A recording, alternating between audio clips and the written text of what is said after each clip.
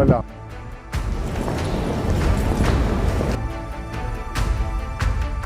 After a brief progress in the IDF-Hamas hostage deal, the militant group on February 10 said that it would stop releasing the Israeli hostages until further notice.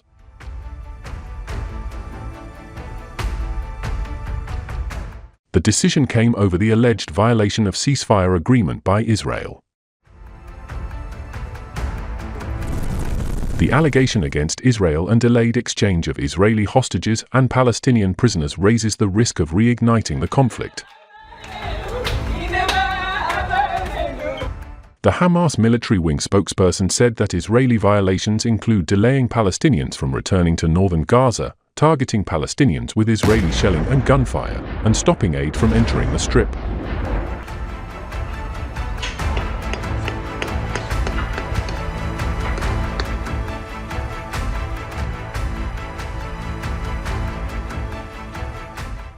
As per the Times of Israel, Defense Minister Israel Katz responded to Hamas's announcement, calling it an outright violation of the ceasefire. He further said that he has instructed the IDF to prepare at the highest level of alert for any possible scenario in Gaza and to protect the border communities. Katz boldly stated that Israel would not return to the reality of October 7th. Following the developments, United States President Donald Trump issued an ultimatum to Hamas that if all the hostages held in Gaza are not returned by Saturday, he would propose cancelling the Israel-Hamas ceasefire and letting all hell break loose. Well, I would say this, and I'm going to let that because that's Israel's decision, but as far as I'm concerned, if all of the hostages aren't returned by Saturday at 12 o'clock, I think it's an appropriate time. I would say cancel it and all bets are off and let hell break out. I'd say they ought to be returned by 12 o'clock on Saturday, and if they're not returned, all of them, not in drips and drabs, not 2 and 1 and 3 and 4 and 2. Saturday at 12 o'clock, and after that, I would say all hell is going to break out. And I don't think they're going to do it. I think a lot of them are dead.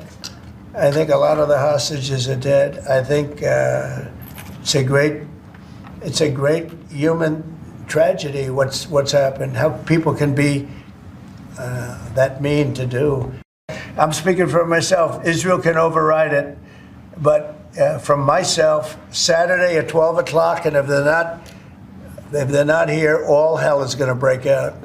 It is to be noted that the Palestinian militant group was set to release more Israeli hostages on February 8 in exchange for Palestinian prisoners and other Palestinians held in Israeli detention, as had been happening over the last 3 weeks. It is also noteworthy that the Israeli Defense Forces blew up several buildings in the occupied West Bank on February 2, days ahead of the negotiation on the second phase of hostage-prisoner exchange was due on February 4. The IDF grounded around 20 buildings in the Jenin refugee camp, as per the Palestinian state news agency. The demolition of the buildings was carried out in precise simultaneous explosions that reduced the buildings to ruins. The bombardment amid the truce triggered Hamas, who called for an escalation in the resistance against Israeli defense forces. So far, 16 of the 33 hostages to be released in the first 42-day phase of the deal have come home. An additional 5 Thai hostages were returned in an unscheduled release. In exchange, Israel has released hundreds of prisoners and detainees.